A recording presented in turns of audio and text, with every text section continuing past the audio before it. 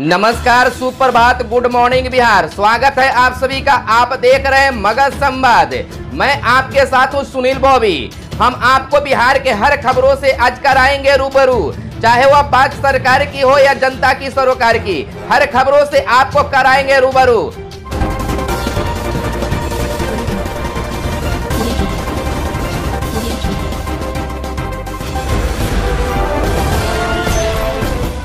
आज है 25 फरवरी। बिहार समाचार में बिहार की बड़ी खबरें, लेकिन उससे पहले कैरियर समाचार। आरबीआई भर्ती 2021 में 10वीं पास के लिए रिजर्व बैंक ऑफ इंडिया में 841 वैकेंसी। जाने कितनी है सैलरी, कैसे करें apply. Reserve bank of India RBI ने ऑफिस असिस्टेंट के पद पर 841 वैकेंसी निकाली है। इनमें से 454 पद अनारक्षित है, 211 पद ओबीसी, 76 ईडब्ल्यूएस, 75 एसटी और 25 एससी के लिए आरक्षित है। इन पदों के लिए आधिकारिक वेबसाइट पर जाकर 15 मार्च 2021 तक आवेदन किया जा सकता है। फीस जमा कराने की अंतिम तिथि भी 15 मार्च है। इन पदों के लिए भर्ती परीक्षा का आयोजन 9 व 10 अप्रैल 2021 को होगा। अगर इधर हम आयु सीमा की बात करें तो 18 वर्ष से 25 वर्ष निर्धारित किया गया है, यानी अभ्यर्थी का जन्म 2/2/1996 से पहले और 1/2/2003 के बाद न हुआ हो। SC/ST को अधिकतम आयु सीमा में 5 वर्ष और OBC को 3 वर्ष की छूट मिलेगी। अगर योग्यता की बात कर लें तो 10वीं पास होना जरूरी है। 1 फरवरी 2020 तक उम्मीदवार अंडर ग्रेजुएट हो। ध्यान रहे, इस भर्ती के लिए ग्रेजुएट या उससे अधिक योग्यता रखने वाले युवा आवेदन नहीं कर सकते हैं। बिहार के स्वास्थ्य मंत्री मंगल पांडे का आया बड़ा बयान। कहा, बिहार में जल्द होगी स्वास्थ्य कर्मियों की बहाली। स्वास्थ्य मंत्री मंगल पांडे ने कहा है कि राज्य में अभी विशेषज्ञ चिकित्सा पदाधिकारी के 3706 व सामान्य चिकित्सा पदाधिकारी के 2632 पद रिक्त हैं। खाली पदों पर बहाली के लिए सामान्य प्रशासन विभाग के माध्यम से बिहार तकनीकी सेवा आयोग को अधियाचना भेजी जा चुकी है। वहीं स्टाफ नर्स ग्रेड ए के रिक्त पदों की संख्या 9130 पर चयन हेतु भेजी गई है। अधियाचना के विरुद्ध अब तक 5096 नर्स ग्रेड ए की अनुशंसा प्राप्त हुई है। इनकी पदस्थापना विभिन्न संस्थानों में की गई है। मंगलवार को विधान परिषद में राम बलिसी के तारांकित प्रश्न के जवाब में स्वास्थ्य मंत्री ने कहा कि बिहार तकनीकी सेवा आयोग की अनुशंसा के आलोक में जुलाई 2020 से सितंबर 2020 तक 929 विशेषज्ञ चिकित्सा पदाधिकारी व 3186 सामान्य चिकित्सा पदाधिकारी की नियुक्ति कर विभिन्न स्वास्थ्य केंद्रों में भेजा गया है। अप्रैल से पटरी पर लौटेगी बिहार की शिक्षा व्यवस्था। कोरोना संक्रमण के खत्म होते प्रभाव के बीच स्कूलों से लेकर उच्च शिक्षण संस्थानों के लड़खड़ाते शैक्षणिक सत्र को फिर से पटरी पर लाने की तैयारी शुरू हो गई है। शिक्षा मंत्रालय ने इसके लिए संबंधित एजेंसियों को सभी जरूरी कदम उठाने के निर्देश दिए हैं। खासकर स्कूलों से 10वीं और 12वीं की बोर्ड को छोड़कर बाकी सभी कक्षाओं की परीक्षाएं कराने और उनके परिणाम घोषित करने का काम 31 मार्च तक पूरा करने को कहा गया है, ताकि 1 अप्रैल से नई कक्षाएं शुरू हो सके। इसी तरह विश्वविद्यालयों सहित दूसरे उच्च शिक्षण संस्थानों से भी नई कक्षाओं में प्रवेश प्रक्रिया से जुड़ी तैयारी करने के लिए कहा गया है। शिक्षक नियुक्ति को लेकर बिहार के शिक्षा मंत्री विजय कुमार चौधरी ने कहा कि शिक्षकों की नियुक्ति कोर्ट से अनुमति मिलते ही जल्द होगी शुरू। शिक्षा मंत्री विजय चौधरी ने मंगलवार को विधानसभा में प्रश्नकाल के दौरान आए एक सवाल के उत्तर में कहा कि माध्यमिक और प्राथमिक शिक्षकों की नियुक्ति को ले सरकार न्यायालय से अनुमति मांगेगी। अनुमति मिलते ही नियोजन की प्रक्रिया आरंभ हो जाएगी। मालूम हो कि 30,000 माध्यमिक शिक्षकों की नियुक्ति की प्रक्रिया पर अभी न्यायालय ने रोक लगाई है। इसका असर 94,000 प्राथमिक शिक्षकों की नियुक्ति पर भी हो गया है। राजद के समीर महासेठ ने गुणवत्तापूर्ण शिक्षा से संबंधित प्रश्न उठाया था। शिक्षा मंत्री ने कहा कि वर्तमान सरकार शैक्षणिक स्थिति में सुधार को तत्पर है। राज्य बजट का सबसे अधिक 21.94% शिक्षा मद में है। राज्य के 8,386 पंचायतों में उच्च माध्यमिक विद्यालयों की स्थापना की गई है। विज्ञान, गणित और अंग्रेजी के शिक्षकों की कमी को ध्यान में रखते हुए 4050 अतिथि शिक्षकों की सेवा ली जा रही है। विश्वविद्यालय सेवा आयोग द्वारा 4638 सहायक प्राध्यापकों की नियुक्ति की प्रक्रिया चल रही है। सीएम नीतीश कुमार और डीएम समेत 14 लोगों पर मतदाता सूची में हेराफेरी का आरोप है। 4 मार्च का होगा फैसला। मुजफ्फरपुर सिविल कोर्ट में सीएम के खिलाफ परिवाद दायर।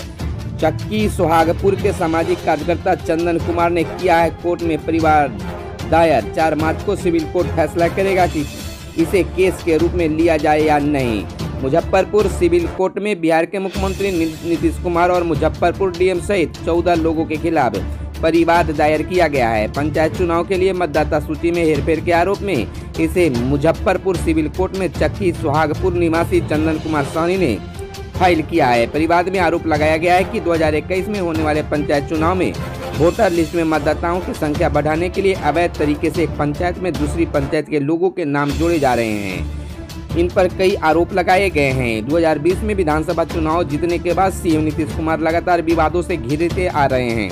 अब मुजफ्फरपुर में पंचायत चुनाव के दौरान वोटर लिस्ट में हेराफेरी का आरोप लगा है। इस मामले में उनके डीएम, मुजफ्फरपुर के डीएम और 14 अन्य लोगों पर भी आरोप है। इसमें पारू के चक्की सुहागपुर ग्राम पंचायत की मुखिया ममता देवी की भी अभियुक्त बनाया गया है। उत्तर बिहार निगरानी कोर्ट में यह परिवाद आईपीएस की धारा 409, 420, 467, 468, 477A, 120B, 34 एवं भ्रष्टाचार अधिनियम की धाराओं के तहत दर्ज कराया गया है। इन सभी आरोपों पर मुखिया ममता देवी के साथ मिलीभगत करके फर्जी वोटर लिस्ट तैयार करने का आरोप लगाया गया है। फर्जी नियोजित शिक्षकों को लेकर शिक्षा मंत्री ने कहा, गलत प्रमाण पत्र वाले नियोजित शिक्षकों की सेवा बहाल नहीं होगी। शिक्षा मंत्री विजय कुमार चौधरी ने विधानसभा में कहा कि बिहार में फर्जी प्रमाण पत्र के जरिए नियोजित शिक्षकों को सरकार वक्त बर्बाद नहीं करेगी। ऐसे नियोजित शिक्षकों के जिनके प्रमाण पत्र गलत पाए गए और जिनकी सेवा समाप्त की जा चुकी है, उन्हें किसी भी कीमत पर बहाल नहीं किया जाएगा। दरअसल बिहार विधानसभा में बीते दिन इसको लेकर मामला प्रश्नकाल में उठाया गया था, जिसके जवाब में शिक्षा मंत्री ने साफ तौर पर कहा कि गलत प्रमाण पत्र वाले शिक्षक कभी भी बहाल नहीं हो पाएंगे। वृद्धा पेंशन पर राजद और लेफ्ट के खिलाफ मंत्री के बयान पर विपक्ष गरम, सदन में हंगामा। विजय चौधरी ने खेद जताया। विधानसभा की कार्यवाही शुरू होते ही बेल में पहुंचे वाम दलों के विधायक। नीतीश मंत्रिमंडल में शामिल दागी मंत्रियों को बर्खास्त करने की कर रहे थे मांग। बजट सत्र के चौथे दिन विधानसभा में कार्यवाही शुरू होते ही विपक्ष के विधायकों ने हंगामा शुरू कर दिया। विधानसभा में वृद्धा पेंशन को लेकर दिए जा रहे जवाब के दौरान विपक्ष के सदस्यों ने जमकर हंगामा किया। सामाजिक कल्याण मंत्री मदन सहनी के इस्तीफे की मांग पर विपक्ष अड़ा। संसदीय कार्य मंत्री विजय चौधरी को खेद जतानी पड़ी। विजय चौधरी ने कहा कि सदन में कोई नेता किसी को आहत करने की मंशा नहीं रखते हैं। यदि किसी की भावना आहत होती है तो हम लोग और सरकार को खेद है। इसके बावजूद विपक्ष के सदस्य बिल में आकर नारेबाजी करते रहे। इसके बाद विधानसभा के विपक्ष विजय सिन्हा ने गुरुवार 11 बजे तक के लिए कार्यवाही स्थगित कर दी। इधर बता दें कि सामाजिक कल्याण मंत्री मदन सहनी ने विधानसभा में कहा कि वृद्धा पेंशन की राशि नगद मिलने की वजह से पहले विपक्ष के विधायक कमीशन का काम करते थे, अब सीधे खाते में राशि जाती है, जिससे कुछ लोगों को दिक्कत हो रही है। इसके बाद सदन में राजद विधायक और वाम दलों के विधायक ने मदन सहनी चोर है कि नारेबाजी करने लगे। फिर बेल में आकर हंगामा करने लगे। सदन की कार्यवाही स्थगित होने के बाद सदन से बाहर मंत्री मदन सहनी ने कहा कि पूरे बिहार के अंदर 90 लाख लोगों को पेंशन योजना से जोड़ा गया है। विपक्ष फिर से नकदी प्रणाली लाना चाहता है, जबकि सीएम नीतीश कुमार पारदर्शिता लाने के लिए खातों में पेंशन भेज रहे हैं। मुख्यमंत्री नीतीश कुमार ने कहा, शराबबंदी से समझौता नहीं। मुख्यमंत्री नीतीश कुमार ने राज्यपाल के अभिभाषण पर सरकार का पक्ष रखते हुए दोहराई प्रतिबद्धता। मुख्यमंत्री नीतीश कुमार ने कहा है कि शराबबंदी को लेकर उनकी सरकार कोई समझौता नहीं करेगा। उन्होंने यह बात मंगलवार को विधानमंडल में राज्यपाल के अभिभाषण पर 2 दिनी वाद विवाद के बाद सरकार का पक्ष रखते हुए कही। कांग्रेस सदस्यों द्वारा शराब की दुकानें खुलवाने की मांग पर मुख्यमंत्री ने शराबबंदी को लेकर अपनी प्रतिबद्धता भी दोहराई।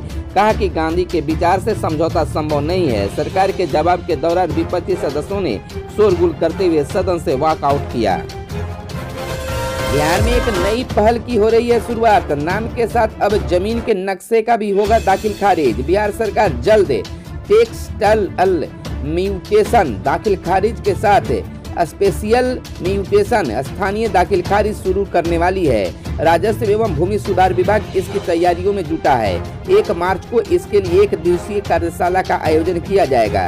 कार्यशाला में उन राज्यों के वरीय पदाधिकारियों, तकनीकी कर्मियों को बुलाया गया है जहां स्पेशियल म्यूटेशन किया जा रहा है। जानकारी के मुताबिक गुजरात, ओडिशा और तेलंगाना में दोनों म्यूटेशन के साथ साथ किया जा रहा है। विभाग के अपर मुख्य सचिव विवेक कुमार सिंह ने कहा कि विभाग की सेवा को पारदर्शी एवं ऑनलाइन करने की दिशा में यह एक महत्वपूर्ण कदम है।